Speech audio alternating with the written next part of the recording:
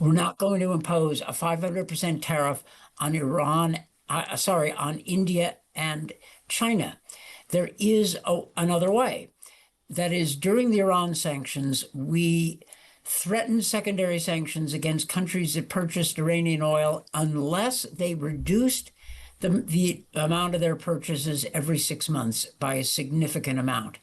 That worked. Okay. That actually worked, and that's what we need to do. Volodymyr Zelensky says he's received positive signals from Donald Trump over fully resuming military aid from the United States.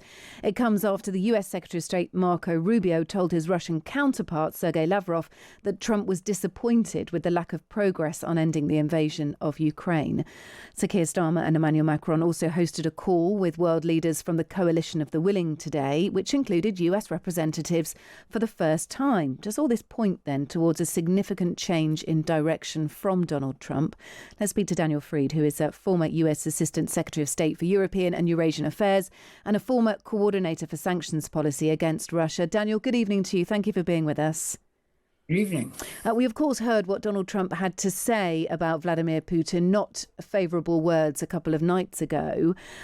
Where is this going? Is this a slow build to indicate to Russia that they are falling foul of the United States and the United States are turning more towards supporting Ukraine?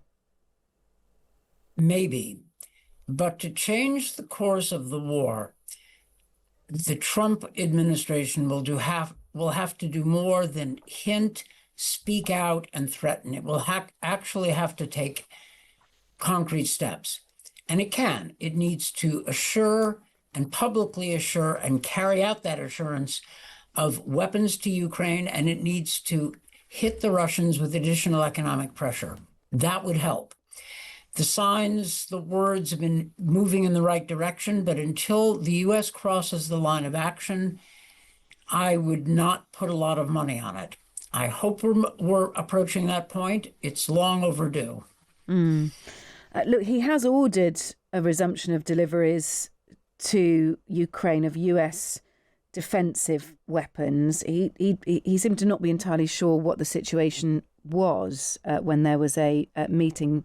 He was sat next to Pete Hegseth, his defence secretary at the time. But the general indication is, and I think it's Patriot missiles that are in line to potentially go to Ukraine, which could be hugely significant.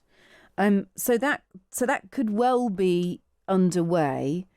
We've had two US representatives join the Coalition of the Willing today. That is largely, it's Western nations who are really centred around what happens after there's a ceasefire. How do you deal with Ukraine? How do you keep it safe? And I'm sure there's a certain amount of how do you put it back together about that as well. But the US has really always washed their hands of that. It was important to them to get a ceasefire negotiated. But that's an interesting move, is it not?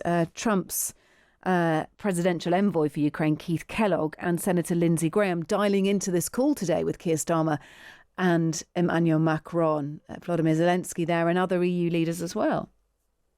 It is a good sign. The U.S. had kept its distance from the Coalition of the Willing. Now, General Kellogg and Senator Graham participated. This is a good sign. But again, the U.S. needs to actually make decisions.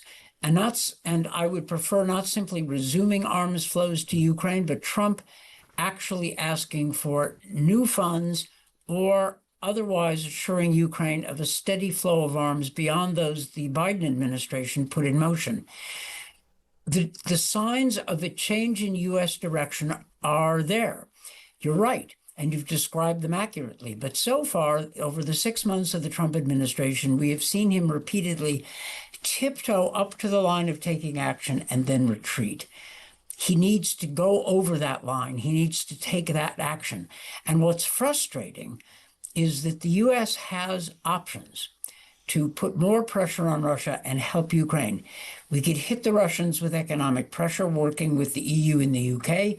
We could assure a flow of weapons to Ukraine, both of which would throw Putin for a loss. He is counting on the U.S. to fail to support Ukraine and on Europe to be unable to fill the gap.